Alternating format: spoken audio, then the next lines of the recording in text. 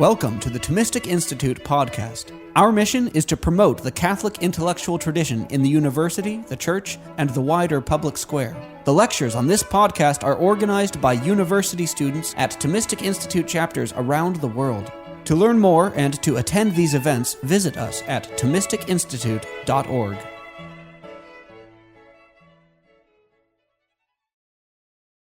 I want to talk about sorrow and flourishing. A lot of data on rise in loneliness, especially amongst the young and the elderly, even before COVID, right? COVID exacerbated a lot of these things. I think it was 3 or 4 years ago that Great Britain declared loneliness a public health issue.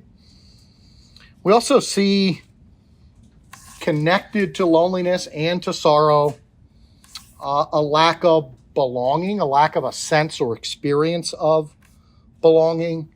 I think in surveys I've seen about friendship in the 1980s going up through the next 20, 30 years, people would report having 3.5 good friends. I don't know what the 0.5 friend does for you, but it's better than just 3, I guess. And currently we're under 3, like 2.8 or something. So you've got a significant reduction, or under 2, 1.8, roughly a 50% reduction in the number of people who identify as having good friends. And sometimes that goes down further if they add certain criteria to defining a good friend. So sometimes people are asked, with how many people in the last month have you had a significant conversation about something that matters to you? And the numbers go down even further than that. I saw a survey that John Haidt posted. This is the opposite side of this, not so much a decline in friendship as a rise in civic animosity and hatred. Saw a survey that John Haidt posted a few years back. I think it was during the Kavanaugh hearings. That too seems like it was the Middle Ages now, and that was only a few years ago, where, again, roughly the same time frame, 70s, 80s to recent years, Americans asked the question, do you hate members of the other political party? That hovers at about 15 to 20% into the 2000s, and then it spikes, and it's more recently up around 45%, which is a really high number. But if you've been on Twitter, have you heard of this thing and you read the Twitter? If you go on there, and it doesn't matter what the first tweet is about, within 3 subtweets, people are angry about whatever they're really worked up about and using the main tweet. And our default position on Twitter seems to be that anyone who disagrees with me or my group is both evil and stupid. Now, grant, there are people out there who are not making good arguments. And there are people who are malevolent, and sometimes that's the same person who's making a bad argument and also malevolent. The problem with how we interact on social media is that's our default position, right? It's the first thing for many people when they respond on Twitter is to start accusing people of being both stupid and evil. A lot of anger in our culture now. I think we can all see that and sense it. I've been speculating about something that I got from Aquinas about the anger. I mean, there are a lot of sources of the anger. But when Aquinas talks about the passions, and I was reading what he had to say about sorrow, he says that first we experience fear at the approach of an evil, something that we don't like, something that we don't want to happen, something that we don't want to be plagued by. And then when the evil is present, we experience sadness over the presence of the evil. Aquinas says the next emotion or passion that you feel is anger. Now that can be healthy anger, right? Because if it is something that you can do something about, the sadness leads you to get geared up to fight against it, right? Can you do something to get rid of this evil that's afflicting you? But I often wonder about the seemingly pervasive, at least pretty widespread anger in our culture. If for many of us it doesn't sit atop deep pools of sadness. I gave a version of this talk a year and a half ago for a Thomistic Institute, and the Dominican Father Jonah Teller was in the audience, and afterward we were having a drink and just talking, and he said something to me that he knows I like to quote. He said, one of the interesting things about sadness is that it's not a transitive emotion. Anger's transitive. I can direct my anger at you. What do I do with my sorrow? I can't really direct my sorrow at you. If I'm a friend and I'm obsessed with what's making me sad, I can make you sad too if you're my friend, right? But I can't really direct my sorrow. I can direct anger. Deep senses on all political sides that a decline in belonging. People saying, I don't recognize this country. I don't recognize the community that I live in. You got to do something with that sorrow. And you can have a virtuous response, a healthy response, or an unhealthy or an unhealthy one. Another way to put this question for each of us is to ask ourselves, I think this is a way to gain greater self-knowledge. It's also a way to kind of test how your soul's doing. What makes you sad?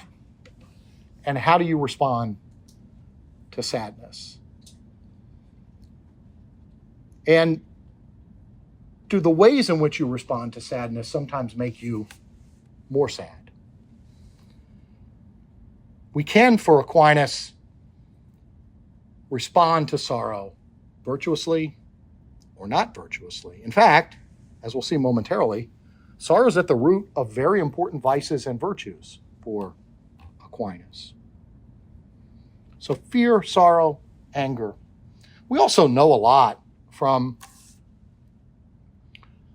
contemporary evolutionary biology and psychology. There's a new book on friendship written by an evolutionary psychologist, Lydia Denworth, just about the physiological effect on us of having people who care about us physically present to us versus having an absence or a deficit of that. Lots of data on our psychological and physical health being tied to some sense of being close physically to people who care about us and whom we care about. I think also one of the things I want to say at the outset is that, and I'll say more about this at the end, we can also think that sorrow is always bad, right? And sorrow is actually a natural emotion, and it's appropriate and virtuous to experience sorrow in certain settings. It's also, for Aquinas, appropriate and virtuous to experience anger in certain settings. And if we don't experience sorrow and anger in those settings, we have a kind of deficit in our character. Sometimes when we think about loneliness and sadness, my wife and I have off and on at Baylor team taught a class on friendship, and we got worried after the first couple of times we did this. We're reading all these books and watching these movies about friendship, that if the students thought at the end of that they didn't have great friendships or that they had loneliness, maybe there was something wrong with them. So we added to the curriculum Dorothy Day's book, the autobiographical book, The Long Loneliness, right? Where she talks about her life as a human being and then as a Christian as being characterized by periods of loneliness. And some of those periods overlap with being in the presence of family and friends, right? It is simply part of the fallen human condition that we would experience loneliness. So we shouldn't think that because we experience sorrow or because we experience loneliness, there's something wrong with us. It's also really interesting. I was listening, driving the car a couple months back to a podcast, and there's a book by, a psychologist, Tracy Tyler, called Future Tense. And it's about anxiety. It's a nice title, Future Tense. And she wants to distinguish between good and bad anxiety. we all know what the bad anxiety is, right? It's the chronic anxiety that seems to weigh us down and cripple us. But she worries that we're including under that the kind of natural and healthy nervousness that we get when we're facing something difficult. And she actually says this is our system. That's why it's future tense, right? Something that's about to happen that we need to get ourselves prepared for. Might be a big exam, might be a big game, might be a performance of some sort, or a meeting with someone that you're worried, an interview, whatever it might be, right? And it's actually that what we sometimes call anxiety there is actually connected with the production of endorphins. So it's actually something that's getting us ready to go. And I think that is there in Aquinas in both the fear of an approaching evil, right? How do I protect myself against this? And then after the sorrow of the evil being present, the anger that rises up, that initial anger for Aquinas is actually healthy, or can be, right? Because it's my system saying, I need to get free of this. We need to get free of this. And your system starts to build up a kind of internal resistance to the evil that's present and finding some way to escape or diminish it. Right? So we need to sort out some of these things that we sometimes conflate. I want to talk about two specific articles in Aquinas where he talks about the species of sorrow, and then he talks about the things that assuage or ease sorrow. I was reading this stuff not too long ago and was skeptical that the English translations were correct. Because the first species, so Aquinas will talk about causes of sorrow that lead to virtue and vice. I'll get to those in a moment.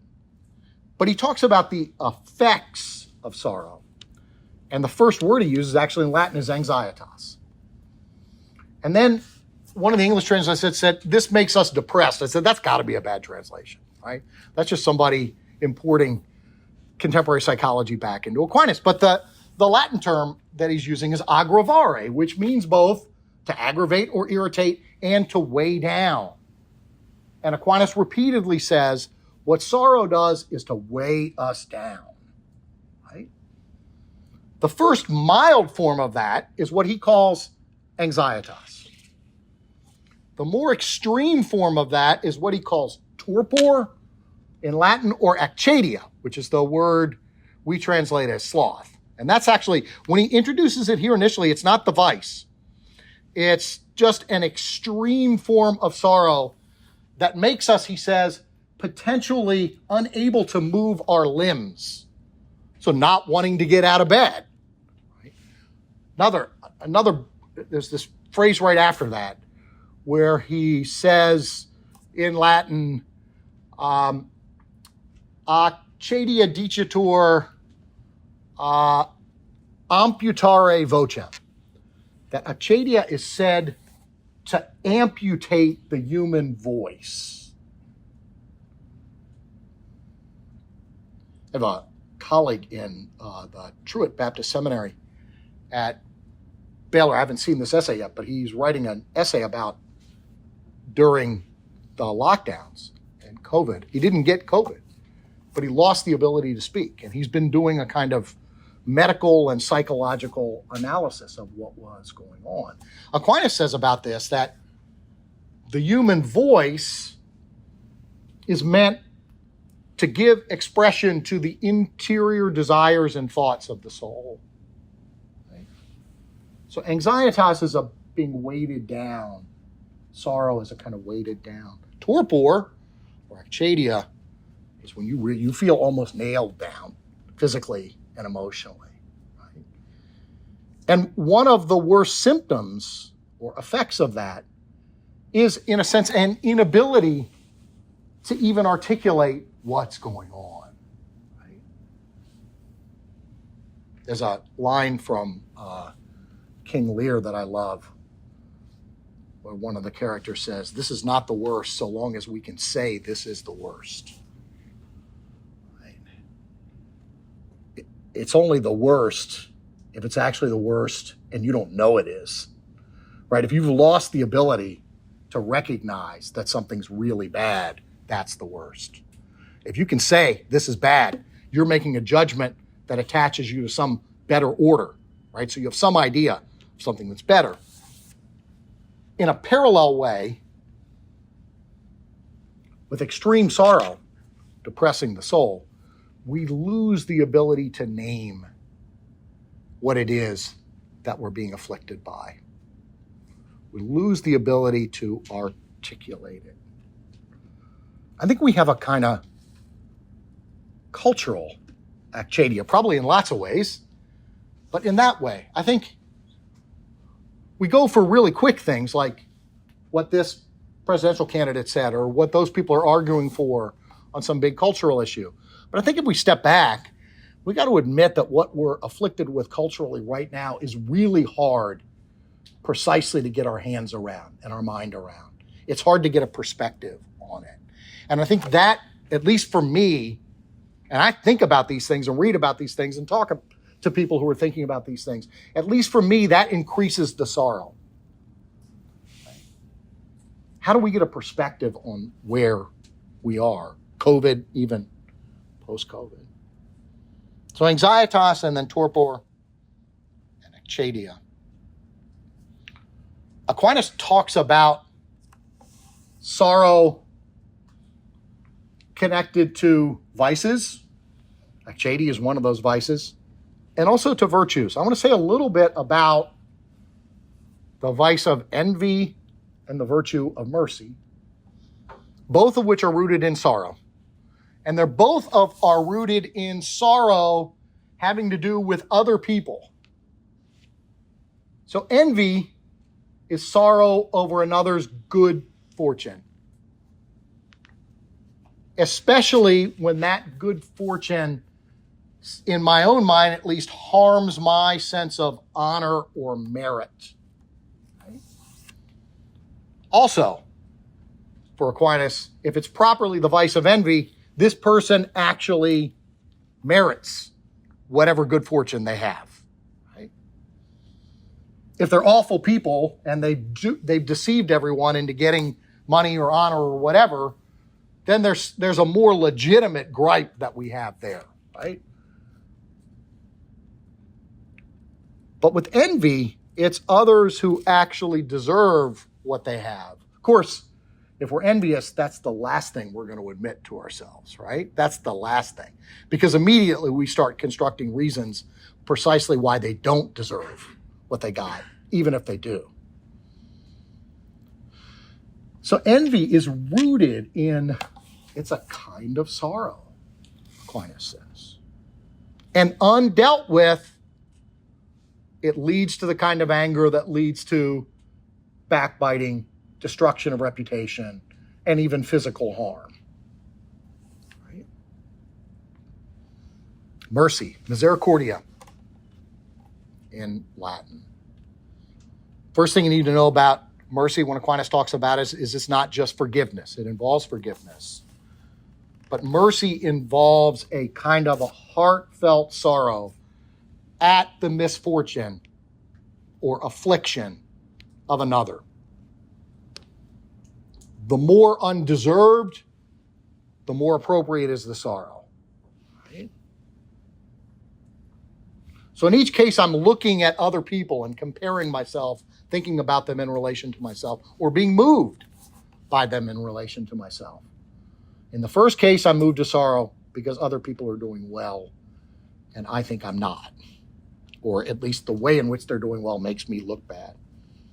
In mercy, I look at the affliction of another and I am moved to sorrow for it. For Aquinas, mercy actually involves sort of three stages, which we go through very quickly. It's not like we work this out consciously. Sometimes we might. There's an initial feeling of sorrow. This is what some other philosophers like Rousseau want to call this instinct of pity. Right? So you can hear, and we feel this for animals, not just for humans. Right? If we were to hear a dog squealing in the hallway right now in pain, we would all be moved in our gut by that, right? So there's the initial being moved by, which is just instinctive in a way, right? Pain, affliction. Conversely, if I were to hear a child screaming out there, I might be moved to pity initially. But if I were to walk out there and see that there's some 10-year-old kid throwing rocks at cars, and the mother or father is trying to keep the child from doing this, and the kid is screaming in pain because he's not being allowed to throw rocks at cars, or maybe the parent's doing it and the child's trying to keep the parent from doing it, whichever way it goes, my judgment changes as to whether I feel mercy or sympathy. Right? So for Aquinas, it's the initially being moved instinctively in a way to sympathize, and then a judgment. And if it's actually the exercise of the virtue of mercy, the judgment is this is undeserved suffering. Right? We don't work that out. If we see something horrible happening to someone, we instinctively. The last thing for Aquinas is you have to be willing to try to assist the person if you can. You don't have an obligation to try, and it would be an impossible there, and therefore not an obligation, to assist everyone who's afflicted at this moment. But if there's someone in your presence who's afflicted in a serious way, and you say, yeah, I've made the judgment and I feel the pity, and walk away, you don't have the virtue. Right? So it involves all of that for Aquinas. It involves the initial being affected by the trauma or the affliction or the suffering. The judgment, this is unjust or unfair or unwarranted, which increases for Aquinas the passion to feel sorrow even more, and then a willingness to act. Aquinas says that, talks about vices that cause insensibility to mercy. I think what he means there is that can get as bad as not even really being moved in that initial way by the affliction of others. Those who are proud and think themselves self-sufficient because they think that they never have need of mercy, and those who do deserve their punishments or their afflictions. Covetousness. Aquinas does a really weird thing with covetousness, greed, which is he treats it as a spiritual sin, like pride, envy, and wrath. Because he says the vice of covetousness is not primarily about the having of a bunch of stuff. It's not even primarily about wanting to have a bunch of stuff. The avaricious take pleasure in themselves as owners of massive amounts of property or wealth. Right? So for Aquinas, avarice in that sense is a kind of pride. Right? I'm thinking of and Aquinas says with respect to riches, these are things over which we have absolute control. So we have complete sufficiency. And the more we have of them, the more we're subject to the illusion that we are self-sufficient. So actually, avarice is one of the chief vices that undermines mercy.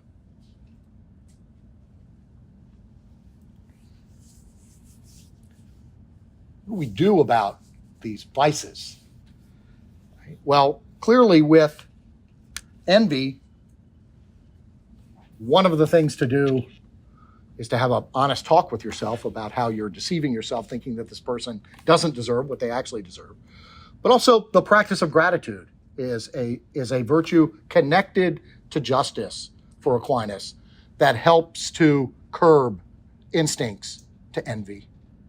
Mercy is also, the practice of mercy is also something that curbs envy. Instead of focusing on what other people have that I don't have, I focus on what other people are afflicted by and how I might help them.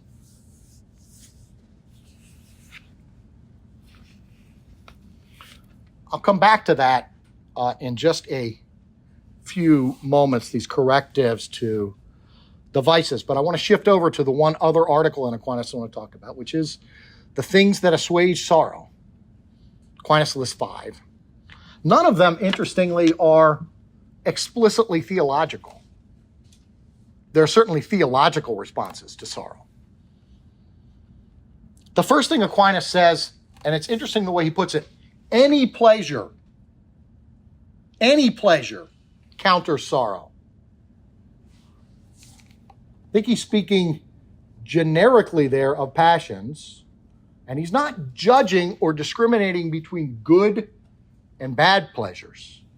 Any pleasure assuages sorrow. We all know this, right? And we all know that when we're really down about something, that's when certain kinds of temptations of pleasure arise for us much more intensely than they do at other times. That can go from simply, wanting to eat more cartons of Ben & Jerry's to lots worse things that we could indulge in to experience pleasure, to assuage the sorrow. But I was really struck by Aquinas' language that any pleasure assuages sorrow. Right? So one of the things, and of course, one of the problems with sorrow and depression is that one of its symptoms is that we no longer take pleasure in the things that we formerly took pleasure in. We can't find delight in the things that gave us delight. We need to get ourselves, for Aquinas, it's quite true that we need to get ourselves back to experiencing pleasure if we're overwhelmed by sorrow, of an unhealthy sort especially.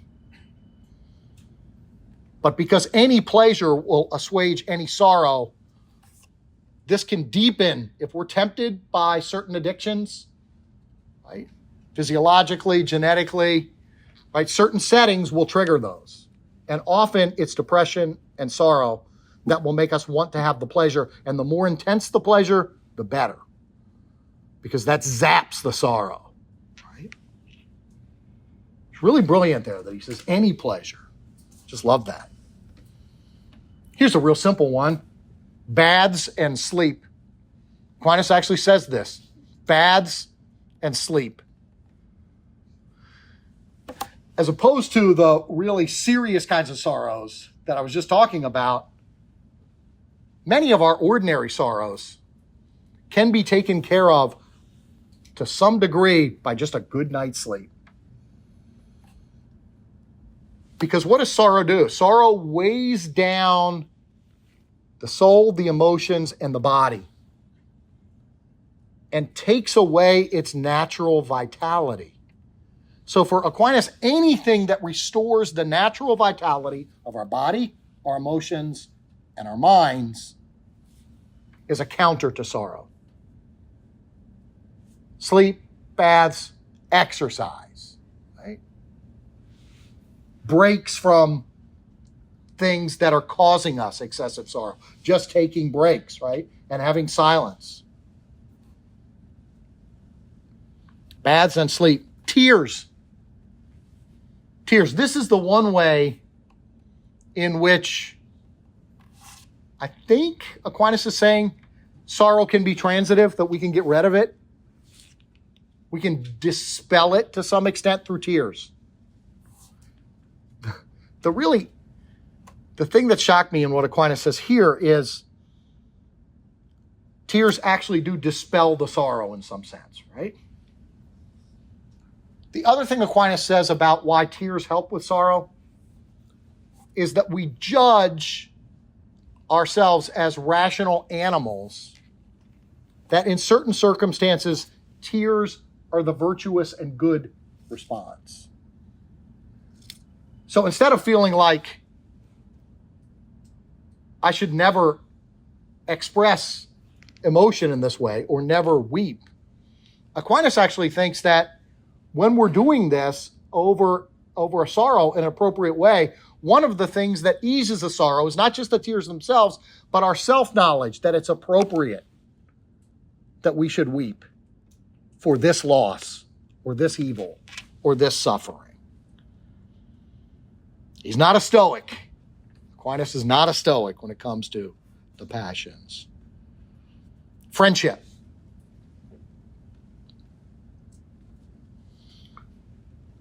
Two ways in which friendship eases.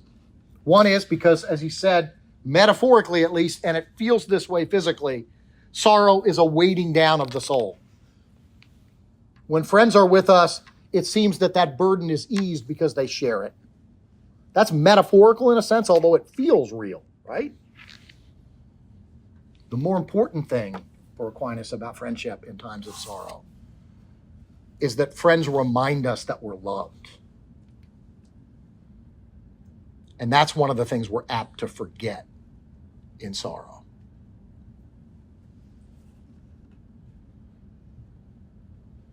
The last thing, he's a Dominican, he's Thomas Aquinas. Contemplation of truth assuages sorrow. So, just do a bunch of really tough math problems when you're sad. I think this is really interesting, and I think we need to add things that he doesn't say here and think about this a little bit in our experience. But Aquinas thinks that our souls are naturally drawn to what's true, what's good, and what's beautiful. And we might start with, in this case, what's beautiful.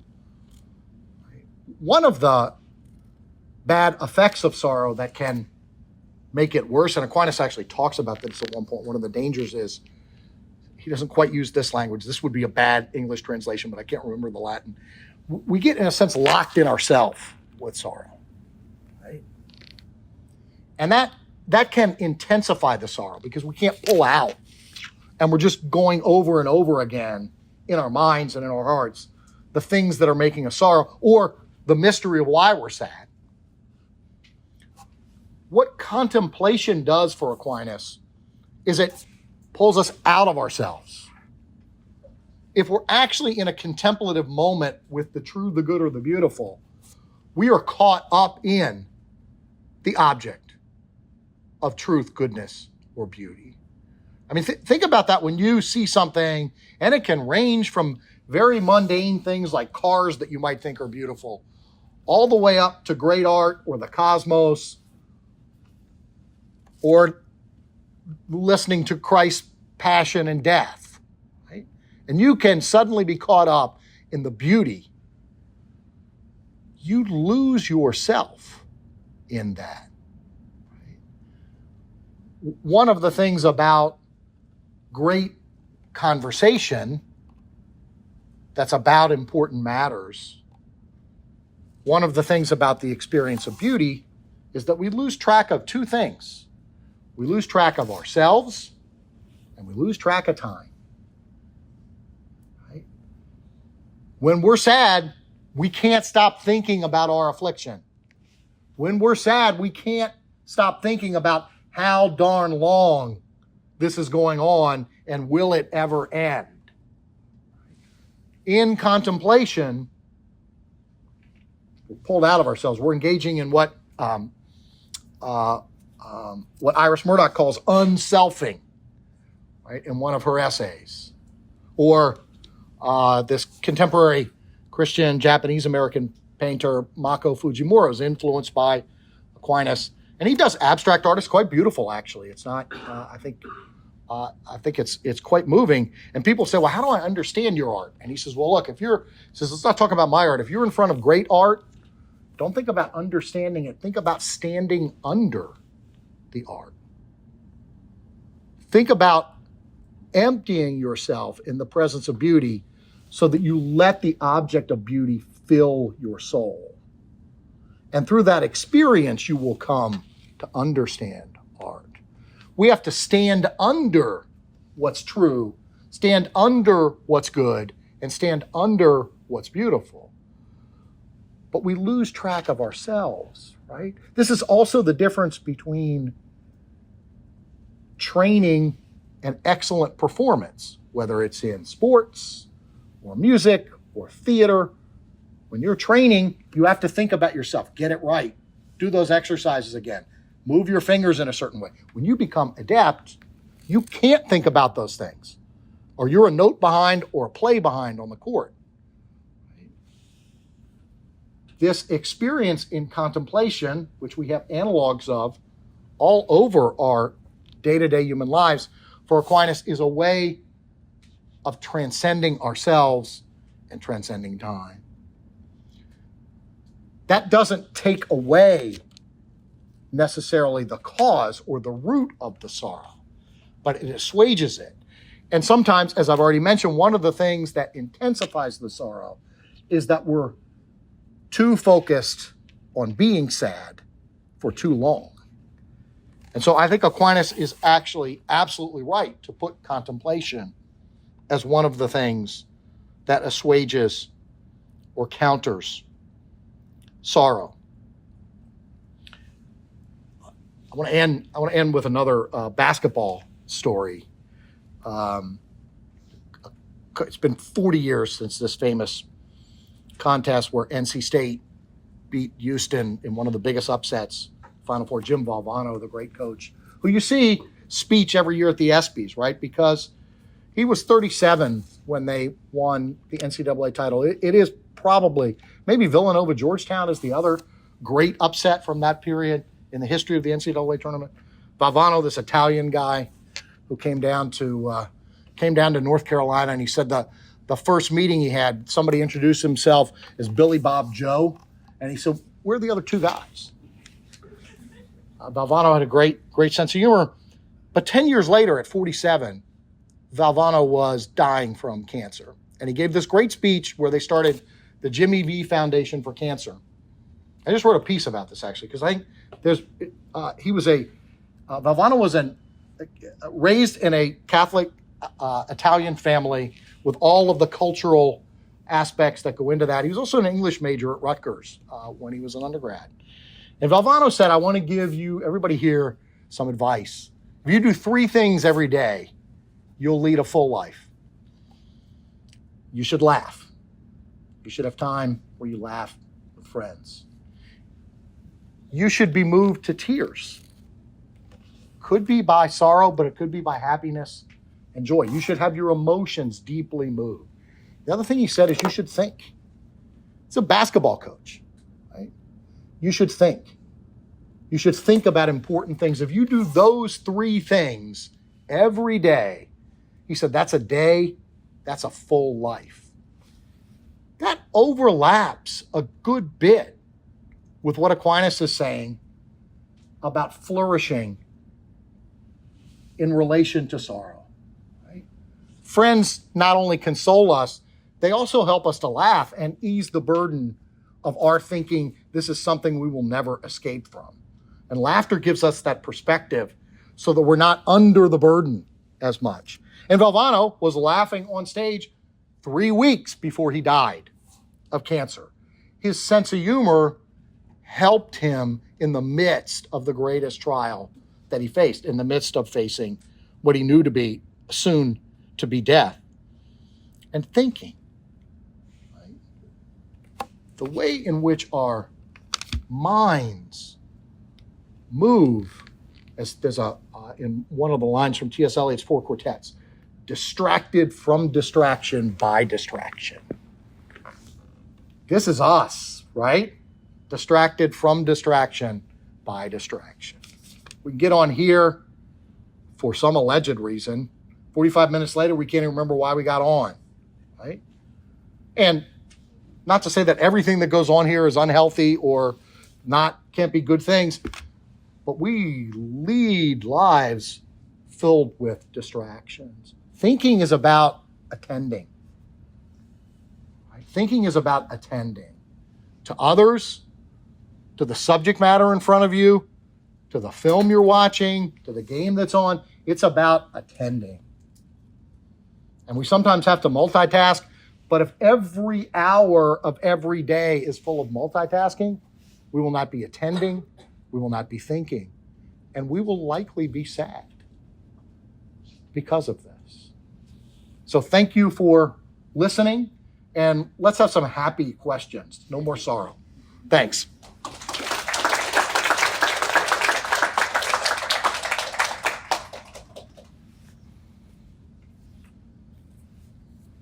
So we'll have a few minutes for questions. If anyone has questions, just raise your hand. And I'm supposed to repeat the question so we get it recorded. Unless I don't like it, in which case I'll change it. I'll do my best to make this a good question. And make it happen. Pressure's on. Well, let's just say there's a situation in which a man and a woman meet for the first time, and at some point the man or the Are you asking for a friend here? I'm just gonna ask for your opinion Okay, on okay. his teaching on it. That's the response I'm looking for. But the situation continues. That's the unfinished part of the Summa, the great first 8 lines. That's the unfinished part of the Summa. Go ahead, sorry. You're good. So the woman or the man may end up becoming a little too emotional and may say some things a little out of pocket and may continue to say some things. As rare as this above the is, yeah, boundaries. okay. And it goes above and beyond the boundaries and kind of crosses a line that shouldn't be crossed, at least emotionally, a line that shouldn't be crossed.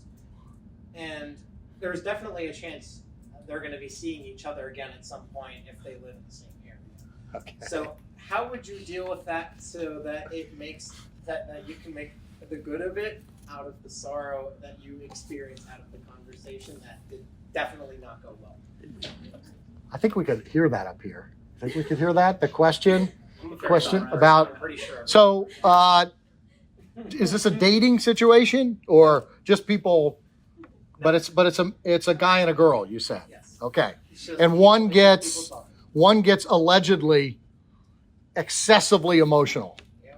and then I take it that was basically the end of that interaction when that happened. At that moment, At that moment, that was what was going through, and that was the feeling that was bestowed upon either the man or the woman at the end of the conversation. And they continue to carry that affliction with them. So I'm asking you, how can you make so which person is afflicted here? The one who was excessively emotional, or the one who suffered the outburst? Let's say the one who was afflicted emotionally. Who? So the one who got overly emotional? Yes. Okay. Yeah, I think it's actually, in some ways, it's easier if that person actually thinks that, right? That if he or she thinks they got overly emotional, and it's not a weird, there's no kind of weird romantic awkwardness there. It seems to me that person should find a way to take the other person aside and say, sorry. That's the extent of my counseling ability. If my kids were here listening to this question, they would say, don't ask him that. And that should be coming from the person that is overly emotional, saying sorry to the other. Well, what I said was if that person thinks that he or she was overly emotional, and that's the awkwardness going forward, it seems to me it's actually easier for that person to say, I'm sorry, I got too worked up, and I'm sorry about that. It's a little harder I thought you were proposing the scenario where it's the person who got the emotion dumped on them, and they want to, but then they've got to say, you were really too worked up, and that's much more awkward, I think, than being able to say, hey, I'm sorry. Should be, at least.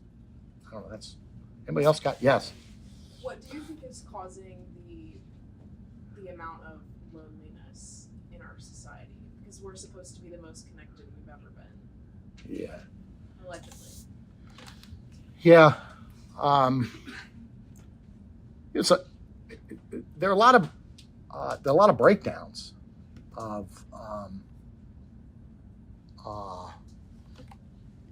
when I was a kid, we were just completely neglected. We were allowed to go run in streets and just show up for dinner, maybe. And if you're not here by Tuesday, we might call a neighbor and see if they know where you are.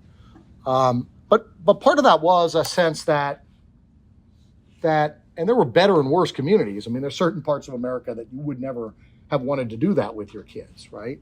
But there was a sense of a kind of social fabric where you basically trusted everybody. We don't have a lot of trust of people now. There's a very low quotient of trust, I think, of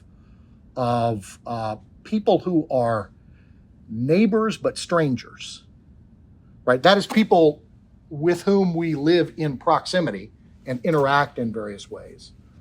There's not a lot of not an enormous amount of trust there, right? So even the sense of belonging in a neighborhood or in a development, that's and then you have family breakdown. We don't have multi-generation families living together, right? I think the political situation makes this a lot harder. And I think it makes it harder no matter which side you're on, right? Just this sense of, I don't know who these evil people on the other side are, but I don't like them and I don't recognize them and I don't want to be friends with them. So a significant decline, and this is worse after COVID, in church participation. It doesn't just have to be church, but local churches have been a great source of social capital and people sensing that they belong, right? And that they know people. Also, we were talking a little bit about this at dinner. There's a decline in actual funerals for people who die. And in surveys and interviews, people express a certain kind of awkwardness with not knowing what to say or do in the face of death. Right? We're increasingly mute as Americans in the face of life's most important events of great joy and events of great sorrow. We don't know how to articulate these passions that Aquinas is talking about: fear, hope, sorrow, joy. We have to some extent a contraction in the experience of them. I think that's connected to the contraction in friendship. Because friendships in particular, families, but friendships are places where you experience in a natural way. I was talking to this, I wrote a piece for St. Patrick's Day about, I'm not Irish, but grew up around lots of Irish, sort of one generation removed from being in Ireland in the Washington, D.C. area. And I was never so happy to have all those guys that I went to an all-male Catholic high school, all those Irish guys that I hung out with, as when my dad and my mom died, because they all showed up. And the Irish, as do many other immigrant groups, have a great way of knowing how to sing, how to give toasts, how to move from weeping to laughing to celebrating to memorializing. That range of emotions, to be human, we really need to experience that range of emotions in a healthy way. And we need to experience the way in which they go in and out of one another, right? Like Valvano's saying, you should laugh and you should weep every day, right? And you should think. The conversations that go on there, the storytelling, there's a decline in those things. It's not irretrievable, but we're probably going to learn more from immigrant communities as Americans about that than we are from generic American communities now. So I think there's lots of studies of this. I was working with someone who's working at Baylor's doing lots of research on institutions. And he was saying he thinks the crisis of our time is the crisis of belonging, or the lack of belonging. That's what we're experiencing. And that creates sorrow that you don't know what to do with. Right? It's one thing to have sorrow and to have lots of friends around. That's a much better way to experience sorrow. Yeah. Kind of going off what I said at the beginning about this is the most connected we're supposed to have ever been with technology. As connected as we've ever been. Yeah. Social media, everybody's got an Instagram account with so many hundreds of followers, so many dozens of followers, right? Yet, a friend next to you for a friend on a screen. Yeah. So, what is to be said about the ineffectiveness of substituting a friend on a screen for a friend in your presence? Sometimes friends can't be present. I have a couple friends whom I know are going through a really rough time right now for various things. And I text them a couple times a day. I also try to, if one's nearby and one's not. And so I try to get together with that person, but I check in, and I'm actually glad I have that, right? I'm glad I have the capacity to text. And he knows that I'm thinking about it, right? So it's not as if using social media or using technology necessarily makes it worse. It's just that we don't have a sufficiently rich in-person experience to complement that. Or the other way is that technology should be complementing a sufficiently rich in-person experience. Does that make sense? Yeah, I mean, and not everybody is awful on social media. Professor Frey right here is exemplary on social media. She's one of my heroes on social media. But there aren't many people who and some days I don't know how she does what she does, given the conversation she's in. But some people are really good at it. I'm not on because I don't think I would be good at it if I were on it. Yeah. So you were talking about how sorrow kind of have this kind of longing sorrow. A sorrowful longing for nothing in particular, or for. I mean, sometimes it's nothing. It's kind of Yeah. the person. Sometimes it's nothing in particular. Sometimes it's again some kind of relationship that they don't have. Yeah. That they want. Like Yeah. Friendship or marriage, that kind of thing. Or I mean, again, even in like a social sphere, like they want society to be this way, but it's not. That kind of frustrates them. Yeah, so a longing for what seems unlikely to be realized. And I mean, I'm reminded of the first page of Augustine's Confessions, right? For you have made us for yourself, and our hearts are restless until we rest in you. That longing, I mean, one of the worst things that can happen is that the longing goes away, right? That we no longer have a longing. But we can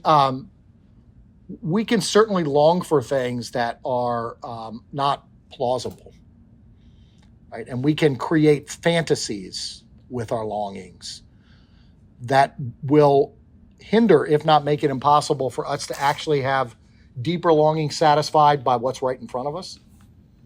I mean, we can constantly deflect to an imaginary world where everything's better, where the person I'm dating is like this, or the person I'm married to is like this, or my friends are like this, or my job is like this. I mean, sometimes if you're doing that, you realize you got to get some new friends, or you got to get a new job. But to develop a habit of treating every experience that you have in that way is really unhealthy, and it's a pretty good guarantee that you're never going to have any longing satisfied. Yeah. So I mean, imagination. Wendell Berry has this line about fantasy, and he's not talking about fantasy the way Tolkien and Lewis are talking about fantasy. He's talking about fantasy as a kind of self-indulgence, right? And he says that fantasy keeps us trapped in ourselves. Imagination is what allows us to reach out and touch another person and inhabit their world, in a sense. And so our longing is a longing to be connected to something that's not me, right? Something that's other than me, someone who's other than me. And the problem with fantasy, as Barry's talking about it there, is that fantasy's always twisting things back. I mentioned Iris Murdoch earlier in that same essay. This became a kind of rallying cry in this moral philosophy class I had last semester, where she talks about what we have to watch out for are the anxious, avaricious tentacles of the self. That's a mouthful. The anxious, avaricious tentacles of the self. But that's our habit, to twist everything according to the image we have of ourselves and the image we would like others to have of ourselves, and to fill our own fantasies. Yeah, that came up like 3 classes in a row, and then every class the rest of the semester, at some point, somebody would say, Professor Hibbs, we haven't mentioned the avaricious tentacles. Like, okay, now we have, so we're good. But there is something about that, about longing connected to fantasy in the bad sense, that's just a pulling everything back into me, and longing that actually takes me, like classical eros is understood, to take me out toward the beautiful and the good. Yes. Sorry. Go ahead. Okay. During the pandemic, another social phenomenon that came forth was the shortening of life expectancy in this country, which has been viewed as unusual in the context. But it seems that in this definite case, Yeah. it's not anger. The initial Yeah. reaction is Yeah. resignation. That's really good. So it was about the decline in life expectancy and something having to do with not, as Aquinas puts it, fear, sorrow, anger, but fear, sorrow, resignation.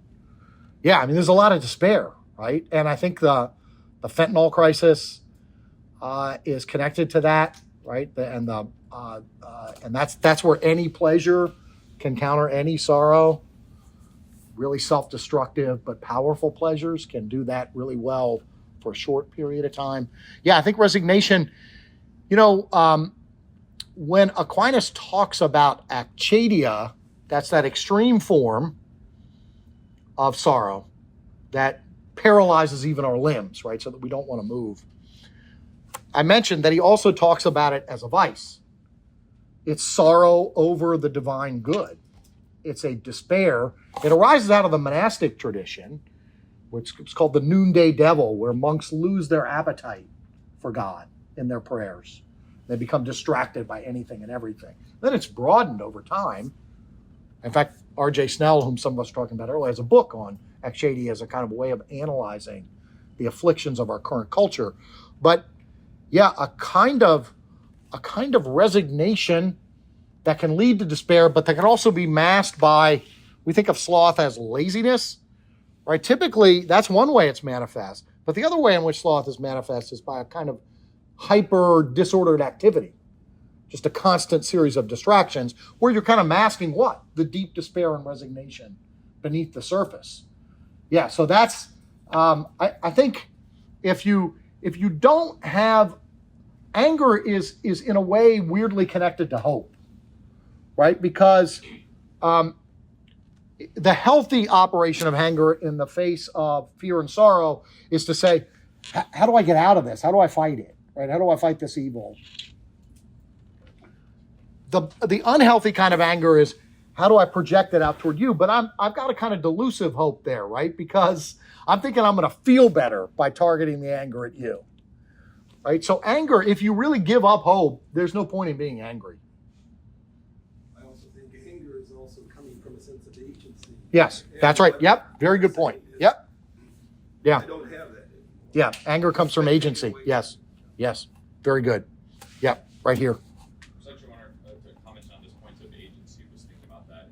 I was curious if you could see some parallels to this kind of last several years, more and more conversations about toxic masculinity, and as a sort of one extreme is resignation, and so the ultimate end of that is just high rates of suicide, and the other is this just sort of explosion, a sort of fight club as or those types of things.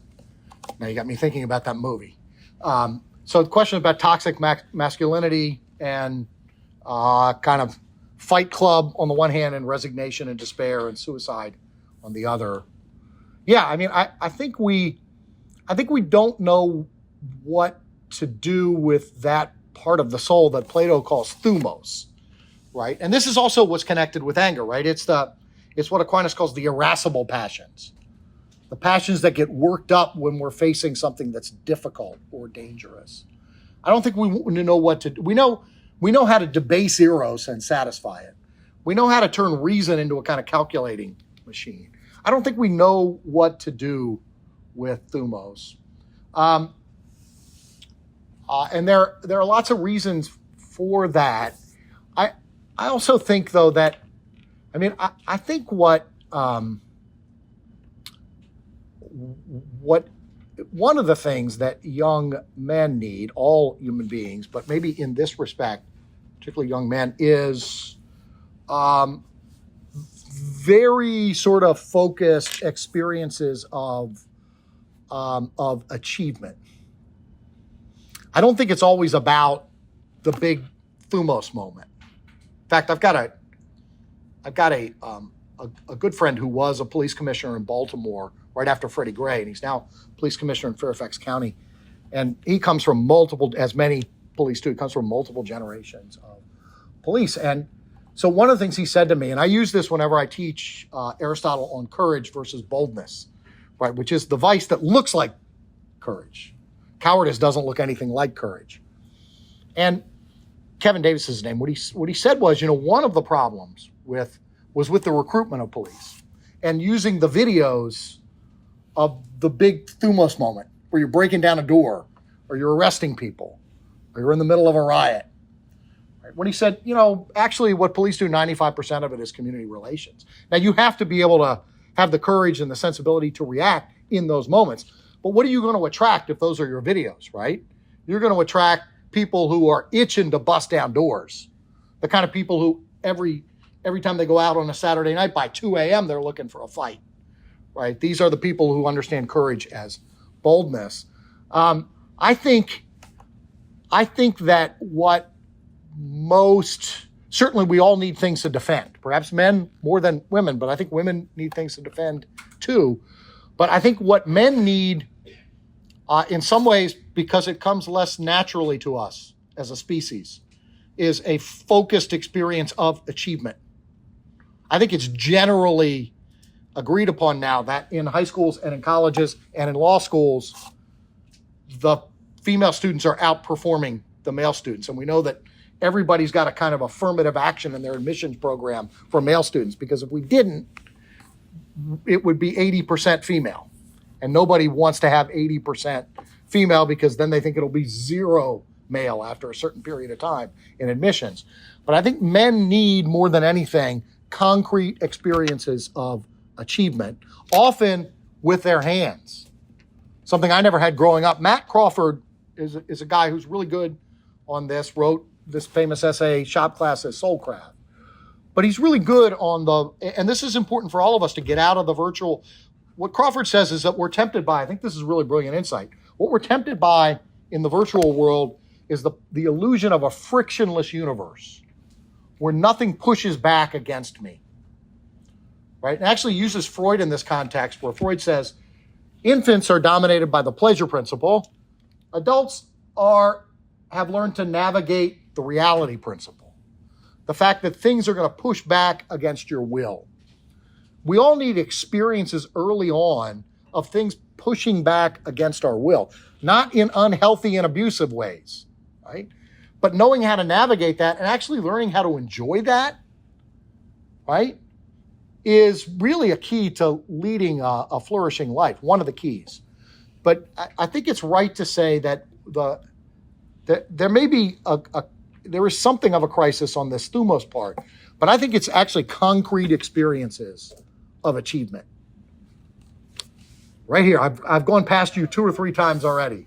So you said earlier that the source of this generation's sorrow is belonging, and that's been an interesting question I've had is, have you seen a generational shift in like the ingredients that we need to experience belonging?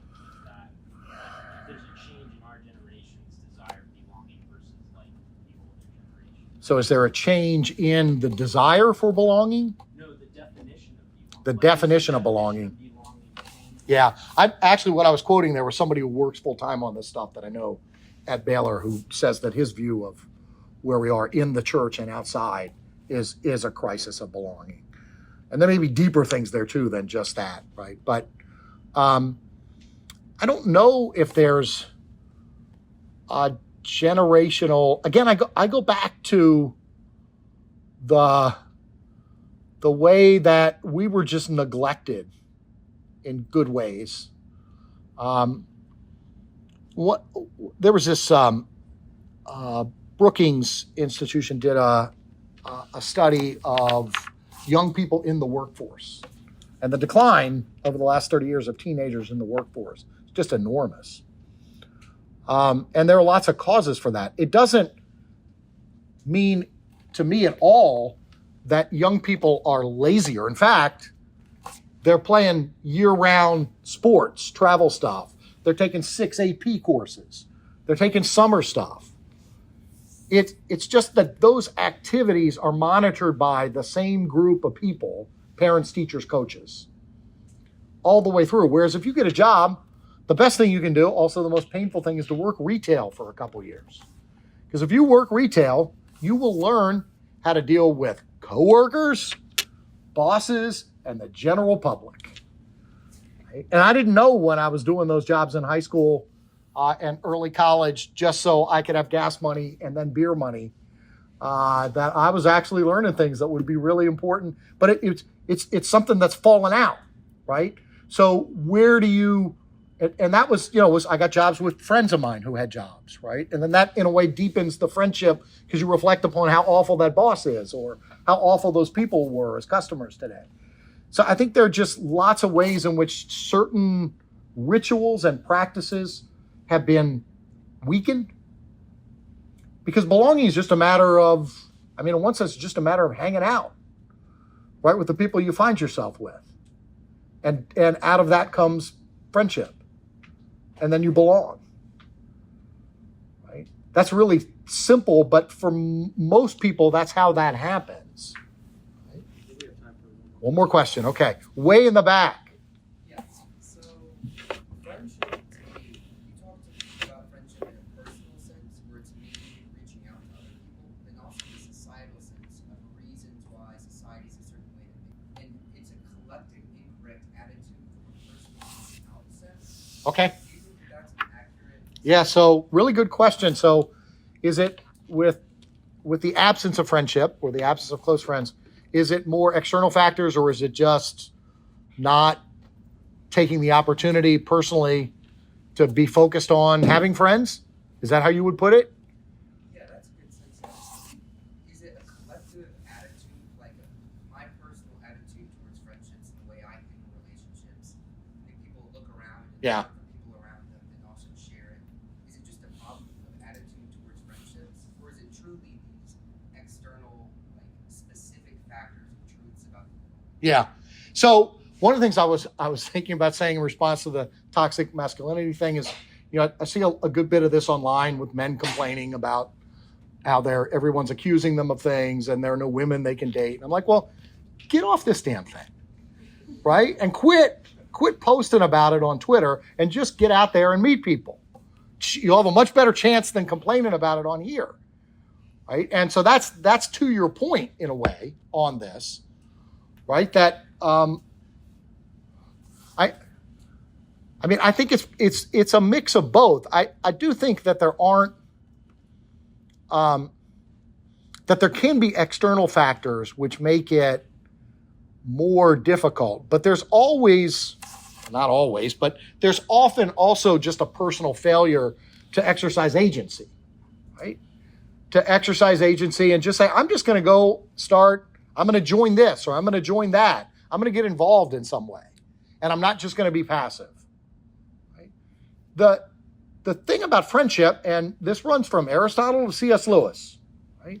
Lovers are face to face. Friends are side by side. You might occasionally talk about your friendship, but all these guys I went to high school with, if I sat down with them over a beer and started talking about our friendship, they aren't buying the next round with me, right? It may be a little bit.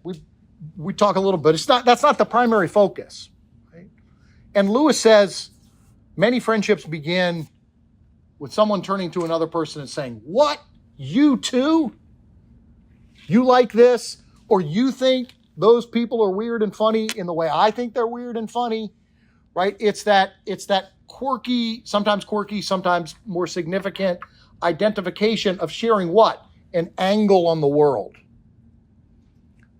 You got to get out and be with people to have that. And then it just happens.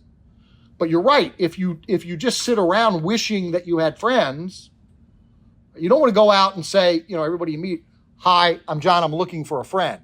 That's also not a good strategy. But to find things that you love to do and then have other people find those things along with you. Not everybody, just because you love the same thing won't make you a friend, but chances are among those people who love those things, you're going to discover a friend or two. So agency is I'm glad you made that point. Thank you. Okay, thank you.